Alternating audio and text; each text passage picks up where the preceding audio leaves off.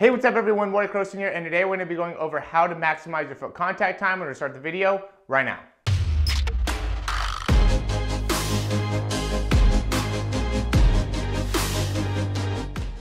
All right, so this is really one of my favorite topics to talk about just because I really think that there's so much that goes into being able to maximize how much time you're spending on the ground. And there's really a few things that are super important when it comes to, your foot contact time, because obviously the feet are the only time when it comes to running that you're actually hitting the ground with is going to be your feet. You're not using any other part of your body to actually touch the ground. So, and it's super important to be able to maximize your force production.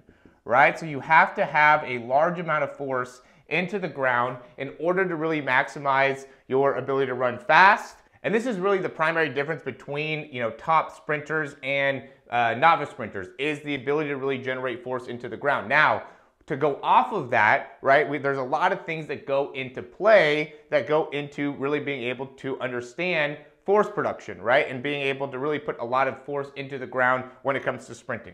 And what these are where's your foot landing? And there's two main places that this has to be. And this is gonna end up getting, pretty intense. I'm gonna go over a lot of different things here, but to me, you gotta stay with me, right? You gotta be able to be attentive, take notes if you need to. You gotta understand this, right? You have to be able to get down the small details in order to really be able to have success when it comes to sprinting. If you want to teach yourself how to improve your speed, right? If you want to be a natural gifted athlete, you're probably not watching this video. This is going to be for somebody that wants to be able to understand how to run faster. And if you want to understand how to do it, you have to understand those small details. So where is the foot landing, right? And that's going to be under the hip and middle of ear, right? So these end up being the two main points here that we want to be able to understand, is that the foot wants to be landing right underneath the hip and in the middle of the ear. So you want to be able to understand posture-wise where your spine's at, where your hip's at, in order to make it so that ends up being a possibility, that your foot is landing, in that main spot. And then the other thing is,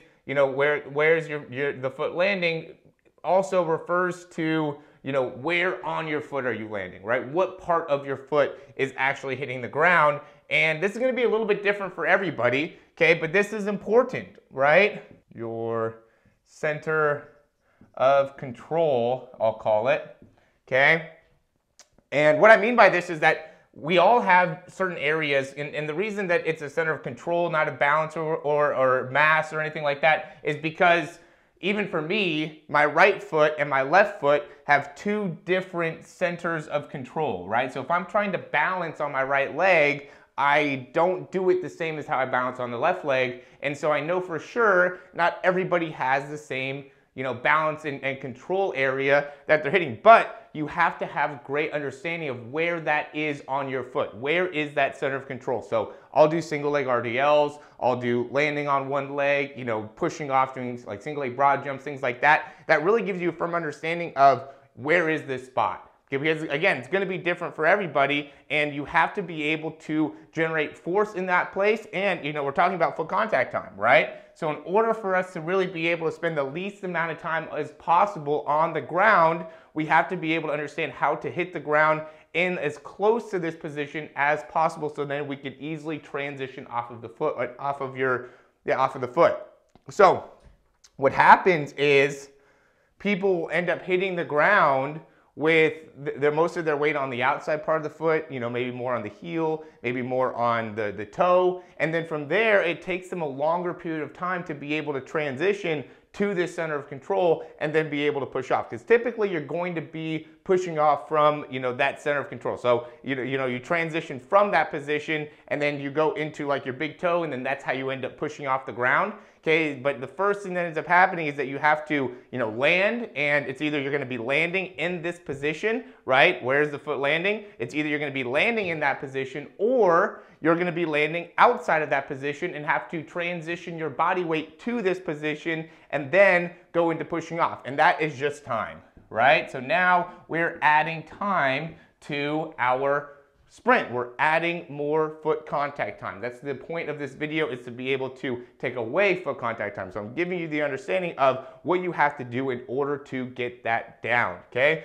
The other big thing that ends up going into being able to understand how to maximize the foot contact time is body positioning, right? So, and this goes off of where I'm talking about with the center of control, But we have to understand, if I understand where the center of control is on my body, right? And I'm trying to hit the ground at that specific spot, now I have to be able to say that and for me, it's like right in the balls of my feet. It's in different spots. It's a little bit more on the inside of my right leg, a little bit more on the outside of my left foot, but it's still right around that ball of your foot kind of area, a little bit kind of back beneath. Again, it's a little bit different for everybody. You've got to be able to understand exactly where that is. So if I'm trying to hit that spot though, I have to be in a dorsiflex position, right? Because I can't hit the middle part of my foot or the middle part of the ball of my foot if I'm plantar flexed.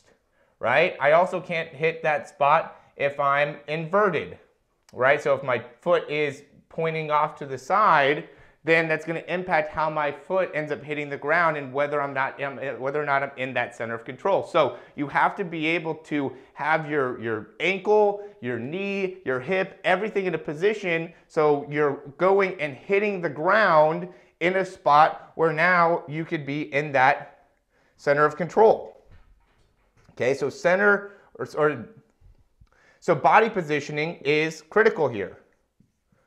Okay, because if my foot is turned out to the side, or my knee is turned in, or my hip is too externally rotated, now, or I have too much shift in my pelvis, now when my foot hits the ground, I'm not going to be able to land in this position. So we have to be able to understand where our body position is, and then there's also a couple key dynamics that help you out as well. So that's going to be being in good knee extended position, right? That's also going to be going through hip extension in horizontal plane,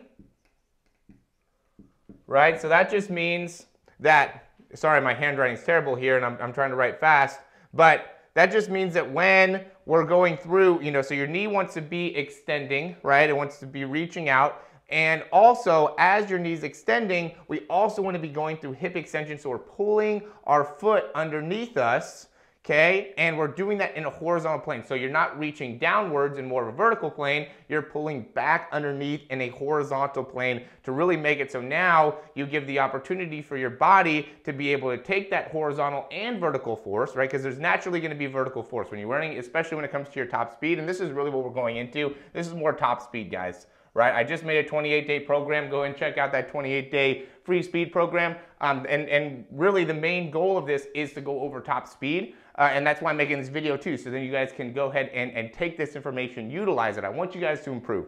Again, it's free, 28 days. Go ahead and check the link down below. I'll probably add a card here too. So your knee wants to be extending, right? As we're going through in our top end speed position, right? We're not going to be able to get as much knee extension if we're in our start phase or drive phase. But when we're in our top end speed, you really got to be doing that great. And then we're going and we're pulling our foot back underneath our body to be able to create that hip extension, right? So we can't, you're naturally going to be hip extending no matter what when your foot's hitting the ground, but it's just being able to optimize this so it's as much of a horizontal force production. So now that will improve our force, right? We're coming back over to force, is if we're doing it in a horizontal and vertical plane. The guys that are able to run really fast are able to create a lot of force. If you're going to be able to create a lot of force, you have to be doing it in a horizontal and vertical plane. So you have to understand how to do this very effectively. In terms of, training this, I would say, you want to be good at being able to control this at 80%, 85%, 90%, 95%. So you have to build it up a little bit, right? You can't just go, if this isn't something you do naturally at 100%, you got to build it up. This was something that I struggled with, right? I was not great at being able to, especially this, right? I'd keep my knees really low. When I would first run, I had really fast turnover, okay? This is my natural running style, really fast turnover.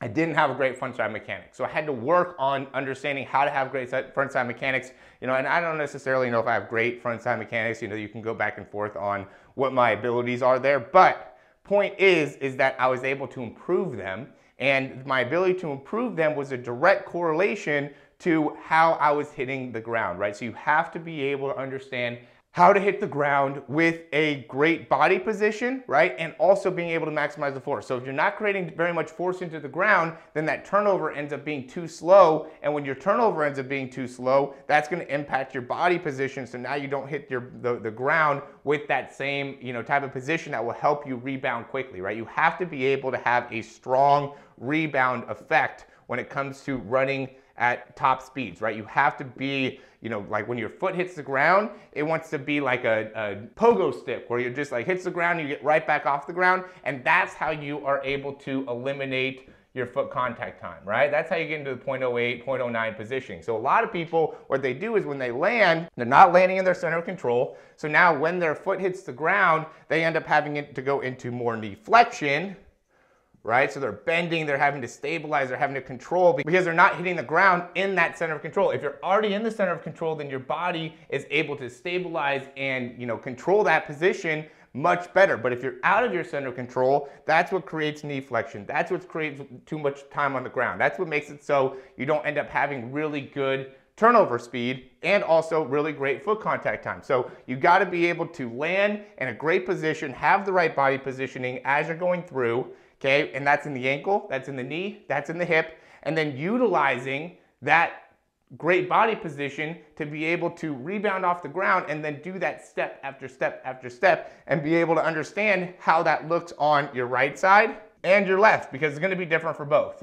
Okay, and you have to look to see how are you, like what is your turnover, right? So like what do you do in your turnover? Because this makes it so now your body positioning is off, right? This makes it so you can generate force into the ground. If your turnover speed or the time that your foot spends off of the ground is inefficient, right? Is making it so you hit the ground in a way that is not in an optimal position and your knees extending, you're going through a hip extension, you have your ankle lined up, your knee lined up, your hip in a good position, your spine in a good position, it's landing right. If these aren't happening, right? If these check marks aren't happening, then you're not going to be able to have great foot contact time. So this is something you got to work on. This is something that takes time. It's not going to just happen overnight. But again, if you want to make improvements, then you got to ask yourself, is this worth it? Is this something that I really want to commit myself to? Because, if it's not, then watching this video is not going to do anything for you, right? You have to be able to commit yourself to this. It's the same with the 28-day speed program. That's why I made the 28-day, because it's like most people are not able to commit themselves, right? That's more of the issue is, do you have the commitment to be able to improve your speed? It has nothing to do with the knowledge. The knowledge is there, right? You have to just be able to put in the time, the energy, and the effort to be able to make it happen, and then you'll be able to actually achieve your goals. So as always, guys, thanks for watching. If you like the information, go ahead and click that thumbs up down below. Subscribe to the channel. If you have any questions, comments, or recommendations, you can let me know. And check out the 28-day speed program. Check out our speed breakdowns. Check out our speed programs. I want to be able to continue to produce the best content when it comes to improving your speed. And I think this is going to be a great way for you to get a better understanding of exactly, what it is that you need to do in order to do that. And hopefully this doesn't go over your head, and if it did, if some of these terms didn't make sense to you, right, look it up. You got to have a great understanding of your body, right? You need to understand the muscles. You have to understand, some of these movements. So then, horizontal, vertical, plantar flexion, inversion, dorsiflexion, these are all important things for you to understand in order for you to actually improve your speed. There's not one, really fast person or really great speed coach that I've talked to that hasn't had an understanding of, what these terms are and, how they can implement them. So you got to just be able to follow what the best are doing, and the best understand these parts of their body. And, a lot of the best have a lot of genetic potential already within them. So there's probably people watching this right now that do not have as much genetic potential as, like a Trayvon Bromell or a Asafa Powell, but those guys understand their body, their muscles, how everything's working, which is why they're able to run really fast. So again, thanks for watching, guys. Check out that 28-day speed program. Let me know if you have any questions, and I'll talk to you soon.